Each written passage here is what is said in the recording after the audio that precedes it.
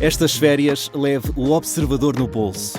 Na praia, no campo ou entre viagens, acompanhe toda a atualidade sem limites. Assine com 40€ de desconto e habilite-se a ganhar uma estadia de 2 noites num dos hotéis boutique da Small Portuguese Hotels. Este verão, desligue da rotina, não da informação. Assine em observador.pt.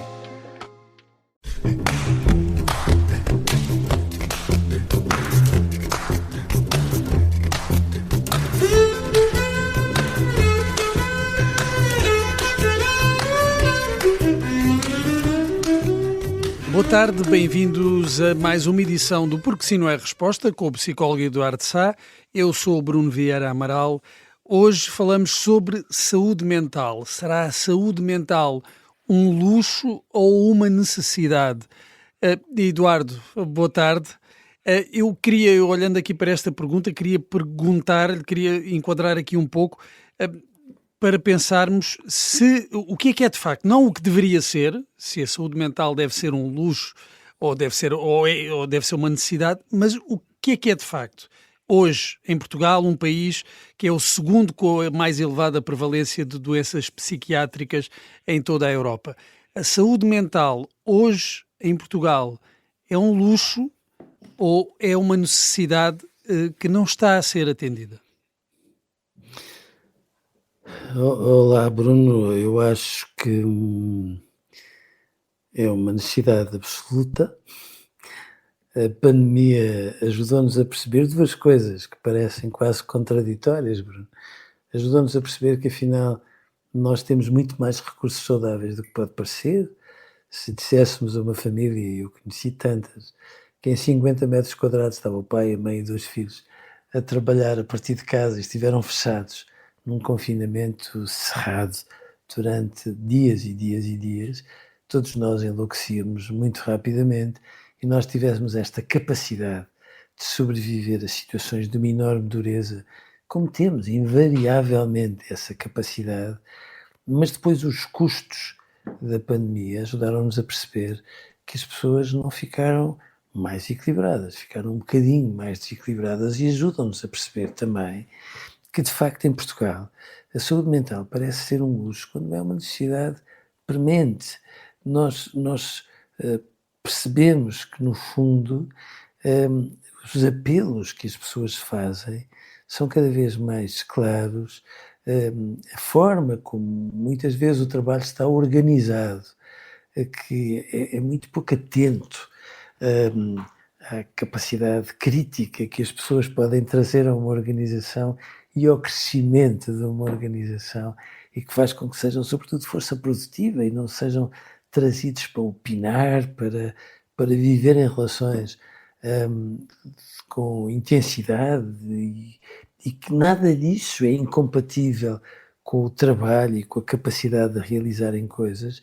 Ajuda-nos a perceber que, cada vez mais, muito mais de 50% dos trabalhadores portugueses declaram-se muito perto da exaustão física e psicológica, que passou a chamar-se burnout, e tudo isso acaba por trazer custos tão elevados que, juntando aquilo que o trabalho não lhes dá, às vezes lhes tira, juntando a vida pessoal difícil, crise económica, que acaba por fazer com que muitas famílias tenham garrotes, de facto, em relação a muitas das coisas que fariam de uma outra forma se vivessem com outro desafogo, etc.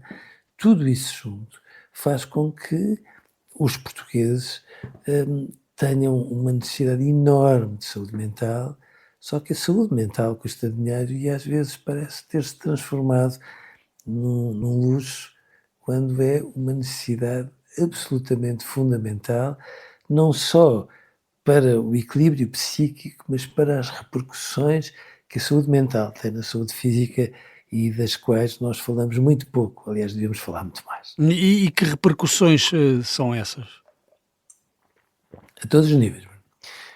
Comece por ver como, por exemplo, os homens. Outro dia estávamos a falar acerca deste aspecto. Eles choram, falam, agitam-se, ou não?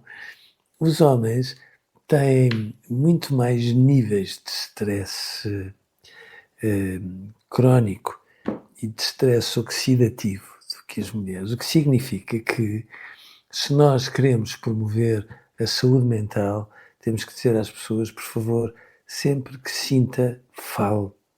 Sempre que reprime, tudo se contrai dentro de si. E quando esta contração se vai instalando como se fosse aparentemente um defeito de fabrico, vai adoecendo. Com isso, em suaves prestações, com isso, o que é que acaba por ter? Mais doenças cardiovasculares, mais hipertensão essencial, mais perturbações gastrointestinais e por aí adiante. E se estas perturbações fizerem com que engula a raiva, que é o melhor estabilizador do humor do mundo, o que é que isso acontece? A longo prazo faz com que tudo isso traga doenças de natureza autoimune e doenças degenerativas e, portanto, saúde mental não é indispensável. Agora fala-se dela como se ficasse bem. Não, Parece uma moda. completamente. Saúde mental é uma forma de nós nos reconciliarmos connosco. Pensar é sempre o melhor remédio e às vezes fala-se da saúde mental como se dissesse muita autoajuda, por favor, como se houvesse autoajuda sem autoconhecimento, que não deixa de ser uma patetice. Oh, Eduardo, mas de onde é que vem esta pressão, a pressão de que falava e que tem esses efeitos nos homens, nas mulheres? De onde é que essa pressão já existia? E estou a falar a pressão a nível profissional, a nível pessoal, das relações, a nível familiar. Essa pressão já existia, é maior, tem aumentado nos últimos anos, é sentida de outra forma, ou seja, as exigências no local de trabalho são maiores ou são sentidas de uma outra forma pelas pessoas? Não. Nós somos um mundo que tem muitas coisas mal feitas, mas que, entretanto, fez muitas, muito bem feitas. As pessoas mais escolarizadas são pessoas muito mais clarividentes e, portanto, nessas circunstâncias, querem para si aquilo que as outras queriam, mas que, de alguma forma, às vezes tinham até dificuldade de identificar.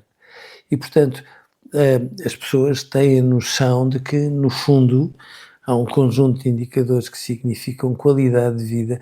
Qualidade de vida não significa, por inerência, dinheiro, dinheiro, dinheiro, dinheiro. Embora, como os ingleses dizem, o dinheiro, enfim, entre ser infeliz com dinheiro e infeliz sem dinheiro, porque não ser infeliz com dinheiro, mas a qualidade de vida tem a ver com uma situação de bem-estar com o corpo, tem a ver com uma situação razoavelmente feliz quando se trata de perceber as relações e a saúde mental, e uma relação que, no fundo, implica ter uma ideia de crescimento, de progresso, ou seja, que no dia depois da manhã nós vamos lá chegar e vamos ter coisas melhores do que no dia de hoje. Mas esse desejo, é precisamente esse desejo, essa aspiração, Eduardo, não põe mais pressão sobre nós. Não é precisamente o facto de sermos mais clarividentes, de sermos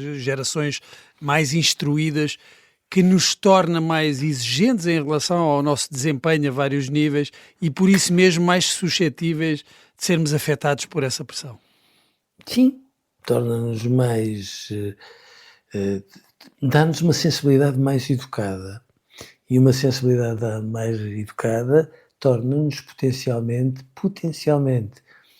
mais frágeis sempre que nós não o utilizamos de uma forma proativa em relação àquilo que entendemos que é o melhor para nós, sem dúvida nenhuma. Agora, há aqui um pormenor, é que de facto Portugal está num crescendo absolutamente inquietante de consumo de psicofármacos e é um indicador que eu às vezes gosto de trazer. Olha, é um indicador, vale o que vale, mas nós neste momento consumimos, nós somos mais de 10 milhões, descobriram isso entretanto, que bom, mas somos mais de 10 milhões que consomem quase 30 milhões de embalagens de psicofármacos no ano passado. Esse dado, já têm sido conhecidos nos últimos anos vários dados sobre esse consumo, também é algo sempre a subir, exatamente, é algo que me intriga e que me leva a pensar o que é que se passa aqui afinal. Estamos aqui perante uma epidemia de doenças mentais, estamos com uma sobremedicação, o que é que se passa? Estamos com isso tudo. E com esta particularidade, que não se passe disto, porque eu tenho medo que às vezes se possa interpretar quase como uma cruzada contra os psicofármacos. Não. Eu acho que muitas vezes os psicofármacos dão uma solução de recurso em cima de um conjunto de dificuldades que traz o equilíbrio mínimo a uma pessoa que estava ali a escorregar para desequilíbrios significativos, que fique claro. Mas, de facto, as pessoas são cada vez mais instruídas a não pensar. E quanto menos fazem isso, mais ficam doentes. O Bruno estava a perguntar há pouco, mas o que é que se passa? Já reparou como o tempo, a maneira como nós lidamos com o tempo é tão mais agitada, porque aqueles cafés onde as pessoas iam tomar café e conversavam, deixaram de existir. As tertúlias são, enfim, uma realidade que tem um distanciamento grande. E o tal númerozinho que eu costumo comparar com os psicofármacos é o número de livros vendidos em Portugal. A discrepância vai cada vez mais no sentido que há pouco tempo os portugueses comprem por ano 1/3 dos livros das embalagens dos psicofármacos que compram. E isso ajuda-nos a perceber que quanto menos leitura, menos saúde mental, por estranho que possa parecer. E há essa relação diferente que se foi alterando com o próprio tempo, uma relação um pouco mais intensa e agitada, como o Eduardo dizia. Eduardo, chegamos ao fim do nosso programa por hoje. Estamos sempre em podcast, nas plataformas habituais, no site observador.pt. Envie-nos questões, dúvidas e partilhas através do e-mail eduardosá@observador.pt. Eduardo, muito obrigado, um grande abraço e até amanhã. Um grande abraço, Bruno, e até amanhã.